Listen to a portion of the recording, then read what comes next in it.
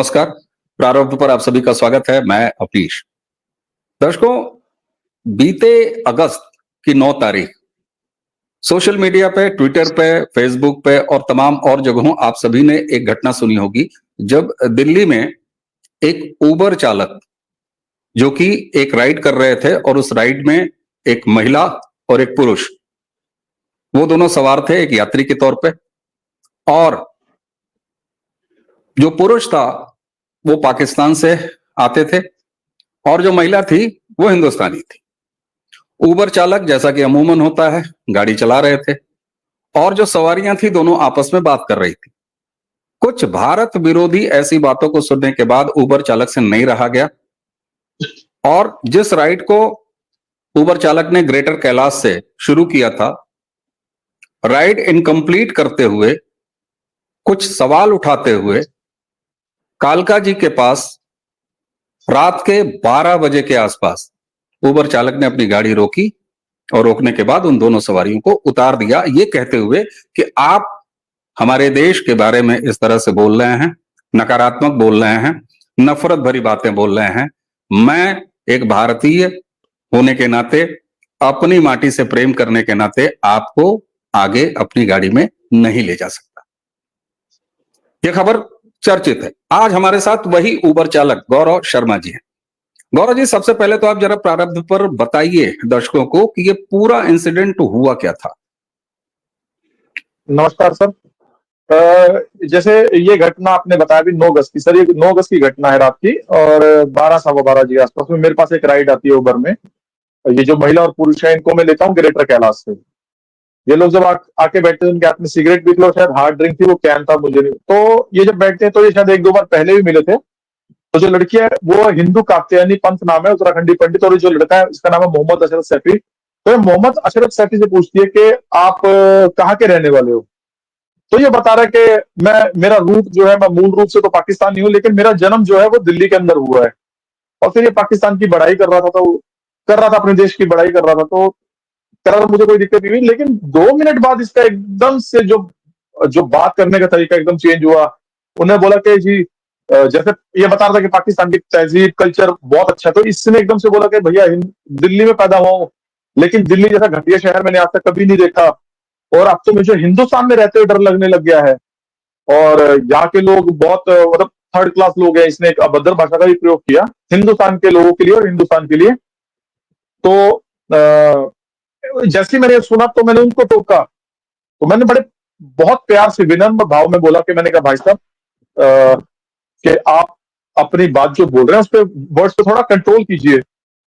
तो इतने में लड़की कब मेरा वीडियो रिकॉर्ड कर रही है मुझे नहीं पता, और फिर मेरे को लड़की बोलती है, ये लड़का तो नहीं बोला, लड़की बोलती है भाई आपको क्या दिक्कत है अगर ये कुछ बोल रहा है तो मैंने कहा जी एक भारतीय हिंदू ब्राह्मण होने के नाते मैं कुछ भी बर्दाश्त नहीं करना, और ना ही मुझे सुनना गवारा होगा कि कोई आके हिंदुस्तान की बुराई कर रहा है या दिल्ली की बुराई कर रहा है। तो लड़की कहती है कि भैया अगर कोई बॉम्बे वाला आपकी दिल्ली की बुराई करे आपको मिर्ची नहीं लगती, अगर एक पाकिस्तान वाला आपको बुराई कर रहा है तो आपको दिक्कत हो जाती है। तो मैंने इस पर भी रिएक्ट किया, मैंने कहा भैया जब आप पाकिस्तान वाला करेगा, हिंदुस्तान की बुराई करेगा तो मुझे तो दिक्कत होगी, और मैं इन जनाब को अब गाड़ी से नीचे उतार रहा हूं क्योंकि मैं इनको आगे नहीं लेके जाऊंगा। तो लड़की बोलती क्या मतलब होता है बीच में उतार रहे हो, और जिस हिंदुस्तान पे तुम उछल रहे हो वो तो खुद एक टाइम बॉम्ब है और जो कब भी फट जाएगा। तो ये लड़की के वर्ड है उसको डिफेंड करते हुए। तो मुझे इस बात पे और गुस्सा आया, मतलब आप एक पाकिस्तानी तो हमारी बुराई कर रहा है, साथ में हमारी जो हिंदुस्तानी बहन है ये भी बुराई करने लग गई। तो मैंने ब्रेक लगाई है, मैंने इन दोनों को बोला कि भैया गाड़ी से उतरो। तो ये लड़की तो उतर नहीं दी थी, लड़का भी नहीं उतर रहा था, तो लड़के का मैंने हाथ पकड़ के खींचा है, लड़की उतरी है, और ये पूरा इंसिडेंट जो वीडियो रिकॉर्ड कर रहे हैं, मुझे नहीं पता था तब तक कि वीडियो रिकॉर्ड कर रहे हैं। तो फिर इन्होंने जैसे नीचे उतरे तो इन्होंने फिर और चीखना शुरू कर दिया, और ये वीडियो जो कट करके पेश की गई है, इन्होंने बहुत कुछ बोला लेकिन वो दिखाया नहीं गया। तो फिर इसे जो चीखती है तो फिर ये बोलती है कि ये इंसान हमें रात को 12:30 बजे सड़क पे उतार रहा है। तो सर जहां मैंने इनको उतारा था वो कालका जी का रोड है, वो चलता रोड है, बहुत बड़ा ट्रैफिक था बहुत सारा वहां पे, और इजिली वहां से और कन्वेंस मिल जाती है। फिर उसके बाद इसने एक और वर्ड यूज किया, जैसे वो मोदी जी को टारगेट किया जाता है कि मोदी जी ये है आपका इंडिया। और उसके बाद में फिर मैंने उनको बहुत तरीके से बोला वहां पे, मतलब तरीके नहीं गुस्सा, वहां मैं गुस्सा हूं कि ये हिंदुस्तान है पाकिस्तान नहीं है। और जो मेरे मुंह से वर्ड आप निकले वो आप लोगों ने वीडियो में सुन लिए होंगे, ठीक है। तो उसके बाद बोलती है कि ये जो तूने हरकतें की हैं इसके लिए मैं आप भी पुलिस कंप्लेंट करूंगी, एफआईआर कराऊंगी तेरे ऊपर। मैंने कहा तुम नहीं कराओगे, मैं एफआईआर कराता हूं। तो उस दिन का 112 किया डायल, मेरे पास आज भी है। जैसे ही मैंने 112 डायल किया तो ये लोग वहां से भाग गए हैं और आगे जाके शायद इन्होंने ऑटो वोटो किया है।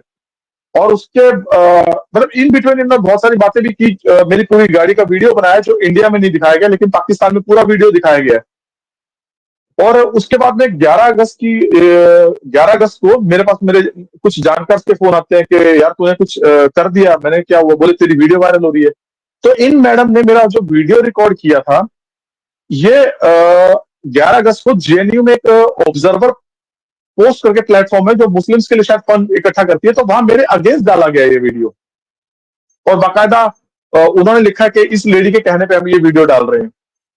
तो उसके बाद सर ये जैसे वायरल होता चला गया, तो मैं थोड़ा सा घबराया इस चीज से, क्योंकि बहुत सारे लोगों कुछ नेगेटिव रिस्पॉन्स भी आ रहे थे मेरे को। तो मैं गाड़ी अपनी रोक के जहां मैं एज यूजुअल खड़ी कर देता हूँ जाके गाड़ी, कई बार जब नहीं मूड करता मेरा कैब, तो मैंने खड़ी की और मैं चला गया हूँ। रात को करीब 11:30 बजे आसपास ये मैंने 11 अगस्त को खड़ी की है। और सुबह जब मैं 5-5:30 बजे आके देखता हूँ तो मेरी गाड़ी का ग्लास टूटा हुआ है। सर अगर कोई पत्थर मारता तो बीच में से टूटता, लेकिन ये बीच में से मतलब गाड़ी को खुरचा गया है, जैसे किसी हथियार से या किसी चीज से साइडों से तोड़ा गया उसको, शीशे को। और फिर ये जब चीज मैं अपनी फैमिली को बताता हूँ तो फैमिली आपको पता है ये घबरा गई। और उसके बाद फिर उन्होंने मुझे करनाल बुला लिया। और उसके बाद फिर आपको पता है ये जो भी मेरे साथ हो रहा है अभी तक। ठीक, आपकी तरफ से कोई ऑफिशियल 112 को आपने डायल किया, जैसा कि आपने बताया 112 को जैसे ही आपने डायल किया, डायल करते ही वो दोनों वहां से हट गए, ठीक है। उसके बाद क्या क्या किया उन्होंने, जेनू का नाम आ गया, अभी उस पर भी बात करेंगे। लेकिन उस 112 के डायल्ड नंबर के बाद आपकी गाड़ी तोड़ दी गई, जब उसका शीशा तोड़ दिया गया, वो भी सोशल मीडिया में आया है, ऐसी बात नहीं है, मेरी नजर से भी गुजरा है। आपने अब तक तब से लेके यानी 9 अगस्त की हैपनिंग जो मिडनाइट में हुई, यानी 10 तारीख मान लेते हैं पहला वर्किंग डे, 10 तारीख से लेके अब तक आपने अपने साथ जो कुछ भी हुआ, कम से कम गाड़ी की जो तोड़फोड़ हुई, कोई पुलिस कंप्लेंट, कोई एफआईआर, कोई शिकायत आपने की? सर हाँ, मैं बताता हूँ आपको। जैसे ये हुआ इंसिडेंट, तो मेरे पिताजी पैरालाइज्ड है, तो वो घबरा गए बहुत ज्यादा। तो उन्होंने मुझे करनाल बुला लिया। मैं करनाल से बिलोंग करता हूँ, करनाल का रहने वाला। तो मैं सुबह वो टूटी गाड़ी को लेकर मैं करनाल चला गया। तो थोड़े दिन तक तो पिताजी बोले अरे बेटा जो हो गया अभी शांत रहे, कुछ भी। तो मुझे फिर धमकियां सी आने लग गई, कुछ इंस्टाग्राम पे आ रही है। और ये जो मोहम्मद अशरफ सैफी, इन्होंने शायद एडवोकेट हायर कर चुके थे पहले ही, तो मैंने अभी तक एफआईआर नहीं कराई थी, उनके मेरे को व्हाट्सएप पे धमकियां आई है रिटर्न में।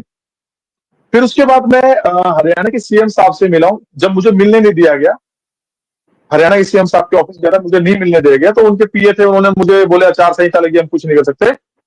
तो मैं एसपी साहब के पास गया हूँ। तो एसपी साहब के पास जब मैं गया हूँ, ये 22/8 को गया हूँ मैं एसपी साहब के पास में, करनाल एसपी साहब मोहित हांडा जी के पास में। मैंने उनको रिटर्न में कंप्लेंट दी है सारी की सारी, सर ये मेरे साथ हो रहा है, मेरे को जान से मारने की धमकी, बाकायदा ये हुई है। तो आप इन लोगों को एक बार इनको पकड़िए और इनको जांच कीजिए ये कि चाहते क्या थे। क्योंकि सर मेरी विदाउट परमिशन एक तो इन्होंने मेरा वीडियो बनाया, दूसरा इन्होंने वायरल कर दिया, और मैं इतना वायरल कर दिया कि मैं बहुत ज्यादा परेशान हो गया, क्योंकि मुझे थ्रेट्स भी आ रहे हैं, मैं कहीं काम नहीं कर पा रहा था। तो इन्होंने मुझे बोला कि आप एसएचओ साहब के पास जाइए। एसएचओ साहब विष्णु मित्र जी हैं सिविल लाइन थाना में। मैंने जब उनके पास गया हूँ 23 तारीख को, तो उन्होंने बोला कि भैया ये मामला तो दिल्ली का बनता है, हम करनाल में इसको रजिस्टर नहीं कर सकते। तो मैंने कहा सर आप 0 एफआईआर कीजिए मेरी। तो बोले पंडित जी आप मजाक कर रहे हो, कोई हम इसको ट्रांसफर कर देते हैं कालका जी थाने में, आप वहां जाइए। तो सर इन्होंने मुझे कंप्लेंट नंबर दिया, कालका जी थाने में जो ट्रांसफर की गई है उसका कंप्लेंट नंबर है 3064। अब मैं सर 4 सितंबर को मैं कालका जी थाने जाता हूँ। कालका जी थाने जाके जब मैं पता करता हूँ कि सर ऐसे से कोई करनाल से कंप्लेंट ट्रांसफर हुई है और ये उसका कंप्लेंट नंबर है, तो आधा पौना घंटा उन्होंने मेल, ऑफलाइन, ऑनलाइन सब चेक किया, तो उनके पास कोई मामला नहीं पहुंचा था। तो मैं वापस 5 सितंबर को मैं करनाल फिर वापस जाता हूँ। अब ये देखिए सारे मामले मुझे उछाला जा रहा है, कभी दिल्ली कभी करनाल, मतलब मुझे ऐसे भटकाया जा रहा है। मैं फिर एसपी साहब के पास जाता हूँ। 1.5-2 घंटे वेट करने के बाद मैंने फिर से एक एप्लीकेशन लिखी हुई थी, मैं एसपी साहब को मिला जी आप मेरे साथ ऐसा ऐसा हो रहा है। तो और मुझे थ्रेट्स आ रहे थे, जैसे धमकियां आई, आपको ही पता लगा पाकिस्तान से मुझे थोड़ी सी धमकियां भी आई है, मेरे पर रोस्ट वीडियो करके मुझे इनडायरेक्ट वे में भी धमकियां दी गई है जान से मारने की। तो इस संदर्भ में मैंने जब एसपी साहब को बोला, मैंने कहा सर अगर आप उनको अरेस्ट नहीं कर सकते, मुझे अरेस्ट कर लीजिए ताकि मैं अंदर हूं, मैं सेफ रहूं। तो इस पे एफसी साहब का बड़ा अजीब सा रिएक्शन आया, बोले ड्रामा मत करो, जाओ यहाँ से, हम देख लेंगे। तो सर 5 सितंबर से लेके 8 सितंबर हो गया, ना ही तो मेरे पास कोई कॉल है, ना कोई एफआईआर लिखी गई है, और ना ही मतलब मैं अपनी सुरक्षा नहीं चाहता, लेकिन एटलीस्ट उन लोगों को पकड़ के पूछताछ तो की जाए जो इन्होंने मेरे साथ ऐसी जो घटना की है, उनके पीछे उनकी मंशा क्या थी। क्योंकि जैसे ही मैंने बोलना शुरू किया, उस लड़की ने शायद वो उसी टाइम से रिकॉर्डिंग करनी शुरू कर दिया, और जो सिर्फ मेरी ही बातें वायरल की गई है, अपना पार्ट उन्होंने काट दिया उसमें से। ठीक है, ठीक है। अच्छा, उसके बाद ये तो आपने बताया बड़ी निराशाजनक स्थिति, जब जहां आपने ऑफिशियली एक कंप्लेंट इनिशिएट करने की कोशिश की, करनाल में की, फिर उसके बाद आपको करनाल से लेके दिल्ली तक घुमाया जाता रहा है, अभी भी घुमाया जा रहा है। ये काफी दुखद है। लेकिन जरा मैं अब ये जानना चाहता हूं कि मेरे संज्ञान में ये आया कि उबर ने भी, वो जो कंपनी है आपकी, पहले तो ये बताइए, सामान्यतः मैं जितनी जानकारी रखता हूं, अब उबर या इस तरह की जो भी टैक्सीज हैं या सर्विसेज हैं, इसमें अब शेयर्ड सर्विस तो बंद हो चुकी है कि दो अलग अलग लोग शेयर करते थे, वो बंद हो चुका है। इसका मतलब ये है हाँ, कि वो दोनों जो महिला पुरुष थे, जो पाकिस्तानी लड़का है और ये जो आप उत्तराखंडी लड़की बता रहे हैं, ये दोनों आपस में एक दूसरे को जानते थे, यानी दोनों ने मिलके म्यूचुअली राइड बुक की थी और दोनों एक साथ थे। ये बात तो साफ है। हाँ ठीक है। जी जी। गाड़ी, जहां तक मेरी जानकारी है, उबर कोई गाड़ी प्रोवाइड नहीं करती। गाड़ी हमेशा जो सर्विस प्रोवाइडर जो होता है, जो बंदा होता है, उसकी गाड़ी होती है। यानी इस केस में गाड़ी ये मानी जाए कि आपकी गाड़ी है, जिसको आपने उबर में लगा रखा था और ऑपरेट करते थे, ऐसा कुछ है? जी। नहीं सर, नहीं नहीं। एक्चुअली कुछ टाइम से उबर ने एक सर्विस जैसे क्या कि एक थर्ड पार्टी के साथ मिलके ये लोग कैब प्रोवाइड कराते हैं। जिनके पास अपनी गाड़ी नहीं है तो वो उनको कैब प्रोवाइड कराते हैं, सिक्योरिटी रख के, कुछ अमाउंट रखते हैं सिक्योरिटी का। तो हमें एक कैब प्रोवाइड कराते हैं 900 पर डे पे, मतलब रेंट ऐसा 900 पर डे का। ठीक है, ये 900 पर डे है। जब तक हम अपने पास गाड़ी रखेंगे, चाहे हम वर्किंग है नॉन वर्किंग है, अगर गाड़ी हमारे पास है तो 900 पर डे हमें पे करना पड़ेगा, चार्ज करती है हमसे ये। तो 12 अगस्त को मेरे पास जब इन्होंने क्या करा, इस लड़की ने राइड इनकम्प्लीट होने के बाद में, जब ये राइड इनकम्प्लीट होती है तो मेरी कंप्लेंट की गई उबर के अंदर में, और ये 12 अगस्त को मेरे पास फोन आता है उबर से। मैं तब तक अपने शहर करनाल पहुंच चुका था। तो उनको मैंने उनका बोला था आपने ऐसे ऐसे किया, मैंने कहा जी बिल्कुल किया, सारी बातें उनसे क्लियर हुई। तो उसके बाद बोले कि अभी आप कहाँ हैं? मैंने कहा जी देखिए, मैं गाड़ी का शीशा तोड़ा जा चुका है, मैंने सारी जो चीजें थी उनको बताया, तो मैं करनाल आ चुका हूँ। ठीक है, तो अभी मैं काम नहीं कर पाऊंगा, क्योंकि मेरे को डर था सर थोड़ा सा ये कि मैं, उनकी नॉलेज में सबको, जो डीएम थे मेरे, जो भी थे, मैंने उन सबको बाकायदा बताया कि सर मुझे धमकियां, जो उनके जो हमारे ऊपर एक मैनेजर होते हैं, उन सबको बताया कि मेरे साथ ऐसी दिक्कत है, मैं काम नहीं कर पाऊंगा। क्योंकि डायरेक्ट आप उबर को नहीं बता सकते, जो उनके ऊपर जो उन्होंने हमारे ऊपर मैनेजर्स रखे हुए हैं उनको बताया। मैंने कहा सर मेरे साथ धमकी आ रही है और गाड़ी का शीशा टूट चुका है, मैं काम नहीं कर पाऊंगा, और गाड़ी अभी आपकी करनाल है, अगर आप किसी को भिजवा के ले सकते हैं तो भिजवा दीजिए, नहीं तो आप वेट कर लीजिए, जिस दिन मैं दिल्ली आऊंगा मुझे थोड़ा सेफ लगेगा, मैं आपको गाड़ी। तो उन्होंने बोला कि आप, एक्चुअली उन्होंने मेरी आईडी ब्लॉक कर दी थी इस चक्कर में, तभी वो मेरे से गाड़ी वापस मांग रहे थे। तो मुझे बार बार प्रेशर किया गया कि गाड़ी दो गाड़ी दो गाड़ी दो। तो सर ये मेरे पास जब तक गाड़ी रही है तब तक पर डे का रेंट इन्होंने मेरे ऊपर चार्ज किया है, जबकि मैं इनको बता चुका था कि सर मैं डर के मारे काम नहीं कर पा रहा हूँ। तो चार्ज करने के बाद प्लस पेनल्टी लगाई गई है मेरे ऊपर में। कुछ पेनल्टी होती है, जो आप राइड कंप्लीट नहीं करते उसकी पेनल्टी लगती है। ठीक है, तो ये करीब करीब 25,000 के आसपास ये, और 3,000 जो हाँ, जिस दिन सर मैं दिल्ली आया तो ये रास्ते में जीपीएस ट्रैकर से इन्होंने मुझे राजौरी गार्डन के आसपास इन्होंने ट्रैक किया और रोक के मेरे से गाड़ी दे गए हैं। मेरे को यहाँ तक नहीं पहुंचे दिया, मुझे रास्ते में मेरे से लेके चले गए हैं। तो 3,000 रुपए इन्होंने उसके चार्ज किए कि हमने आपकी गाड़ी लिया, उसको हम रियाड तक पहुंचा रहे हैं, प्लस 3,000 उसके, तो ये लगभग 27-28,000, और प्लस जो मैंने सिक्योरिटी पे कर रखी है वो मुझे रिफंड तो नहीं कर रहे हैं, प्लस वो मतलब ये लगा लीजिए 40,000 के आसपास में मुझे जो फटका लगा, चूना लगा है। तो ठीक है, तो यानी उबर ने आपसे गाड़ी ले ली वापस, और गाड़ी ही नहीं ली बल्कि आपकी सिक्योरिटी भी उन्होंने अभी तक जब्त कर रखी है, और आपके ऊपर एक उल्टा फाइन भी लगा दिया, और वो फाइन के साथ पर डे 900 जो चार्जेबल था, जो आप कह रहे हैं कि म्यूचुअली एग्रीड थे तभी आप दे रहे थे, तो उसको जोड़ के उन्होंने आपके ऊपर लगभग 27-28,000 वो और सिक्योरिटी मिला के 40,000 की आपकी एक तरह से उन्होंने चार्ज कर लिया है, और गाड़ी भी आपकी ले ली है। अब यहाँ पर एक चीज मैं आपसे, चूंकि देखिए सबसे पहले हम टेक्निकली इस चीज को बिल्कुल चाहेंगे कि सारी चीजें साफ हो जाएं। जिस रात ये घटना हुई, आपने राइड इनकम्प्लीट कर दी। तो मैं जरा जानना चाहता हूं कि जब ऐसा कभी होता है कि मान लीजिए राइड इनकम्प्लीट हो जाए, तो क्या आप लोग भी अपने एंड से उसी ऐप के थ्रू या अपने सर्विस प्रोवाइडर को या अपनी कंपनी को बताते हैं, या आपने बताया? सर नहीं, एक्चुअली क्या है, उस रात तो नहीं बता पाया। मैं आपको बताता हूँ कि राइड जब रास्ते में, जैसे कई बार हमें क्या होता है कि कस्टमर जैसे पैसेंजर होता है, उसका डेस्टिनेशन कुछ और होता है, कई बार वो कहता है कि मुझे आप यहीं ड्रॉप कर दीजिए, आप राइड कंप्लीट कर दीजिए। ठीक है, तो हम कंप्लीट करते हैं तो ऑटोमेटिकली वो ऐप में आ जाता है, जो उबर की ऐप है उसके अंदर मतलब आ जाता है। आ जाता है कि ठीक है। आप मैंने कहाँ से पिक किया और कहाँ पे। ठीक है, तो सर ये भी जब मैंने इसको राइड को, क्योंकि मैं जब तक राइड कंप्लीट नहीं करूंगा मेरे पास नेक्स्ट राइड नहीं आएगी।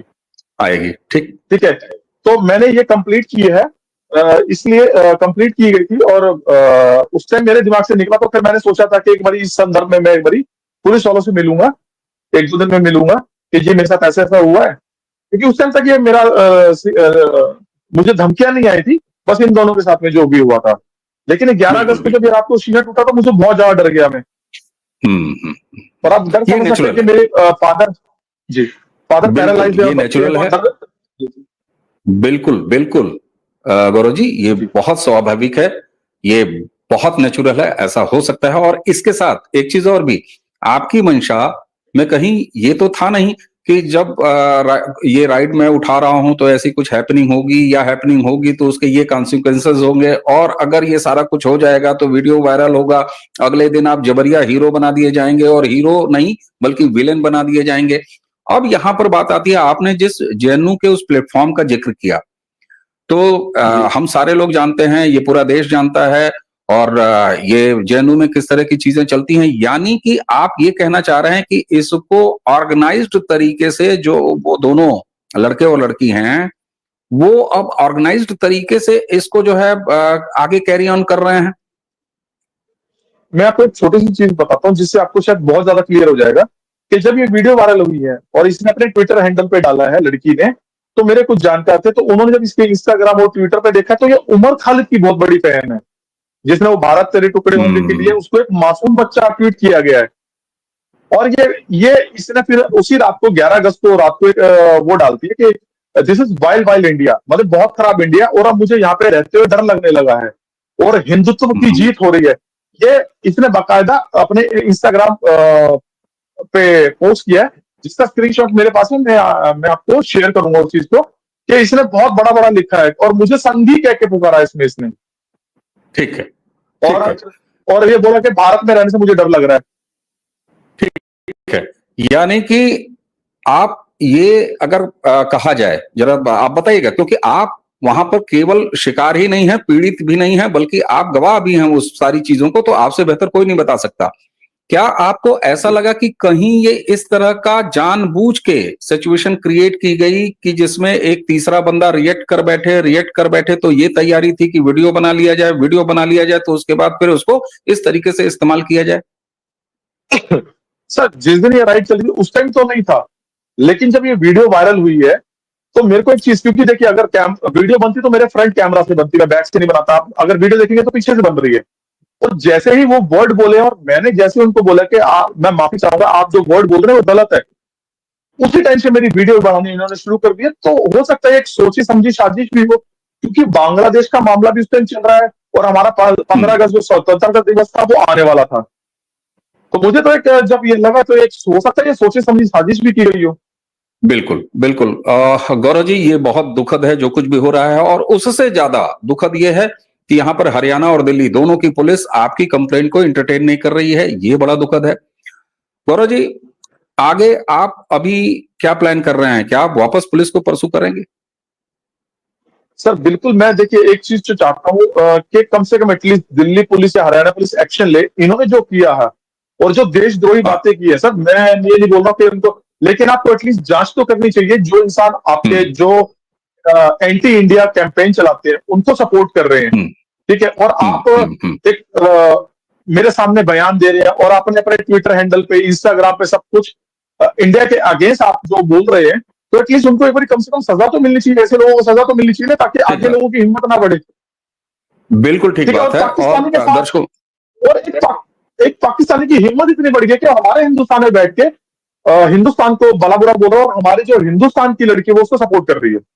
सपोर्ट करें, ये बड़ा दुर्भाग्यपूर्ण है। लेकिन जिस जेएनयू का आपने नाम लिया उसकी कोख ऐसी है कि वहां से इस तरह की चीजें होती हैं, भारत तेरे टुकड़े होंगे, ये सारी चीजें भी वही हैं। दर्शकों, अब आप देखें, एक खास तरह का एक पूरी क्रोनोलॉजी देखी जा रही है कि जिस तरीके से भारतीय ट्रेनों को, भारतीय रेल को डिरेल करने के लिए जगह जगह पर पटरियों पर ये सारी चीजें हो रही हैं। और अब ऐसा महसूस होता जा रहा है, गौरव जी, से इस पूरे उबर वाली घटना पर बात करने का मेरा इरादा, प्रारब्ध का इरादा ये है कि इस तरह की भी छोटी सी दिखने वाली लेकिन बड़ा असर रखने वाली साजिशें भी चल रही हैं।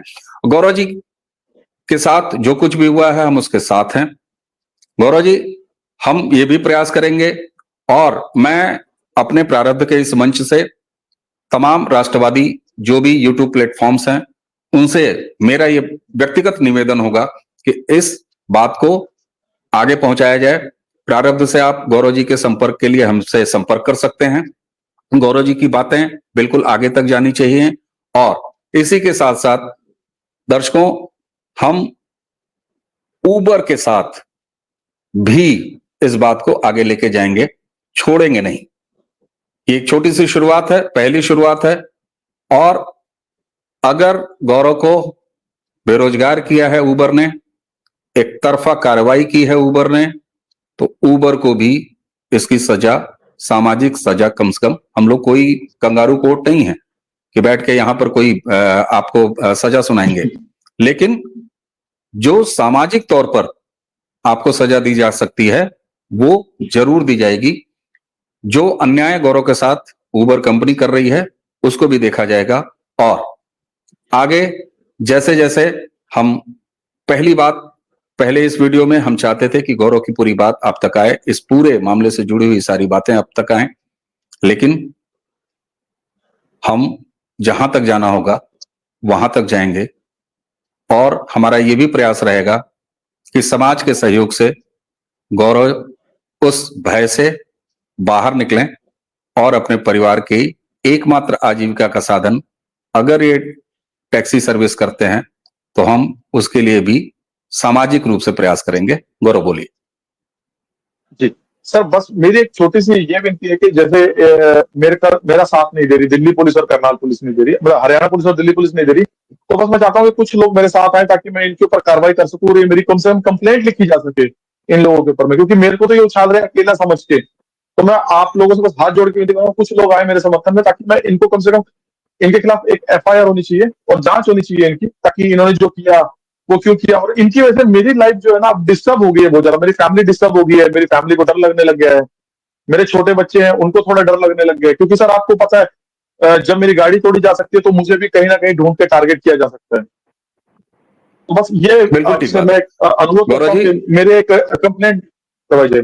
बिल्कुल गौरव जी, और प्रारब्ध के इस मंच से हम जितने भी हमारे दर्शक हमें देख रहे हैं, इस वीडियो को मैं पहली बार, मैं ज्यादातर ये कहता नहीं, दर्शकों आप जानते हैं, हालांकि इस वीडियो के बारे में मैं कहूंगा, इस वीडियो को जितना ज्यादा शेयर कर सकते हैं कृपा करके शेयर कीजिए, व्हाट्सएप ग्रुपों तक पहुंचाइए, और समाज कम से कम अब खड़ा होना पड़ेगा हमें, इसका ध्यान रखिए।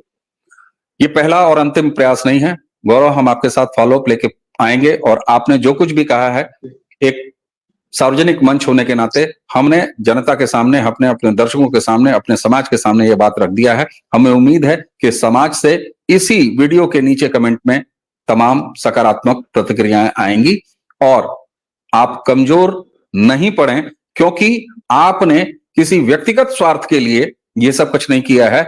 आपने अपने देश के लिए, अपनी माटी के लिए, अपनी संस्कृति के लिए ये सब किया है, इसलिए आपके साथ रहना समाज की जिम्मेदारी है।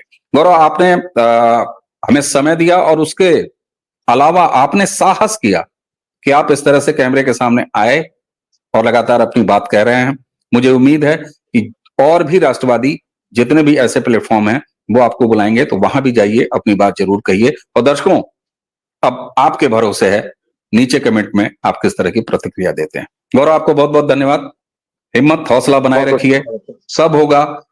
हमारे साथ एक बार प्रेम से बोलिए, भारत माता की जय। जय जय, भारत माता की जय, जय हिंद। जय हिंद। दर्शकों, इसी के साथ हमें और गौरव दोनों को आज्ञा दीजिए। नमस्कार।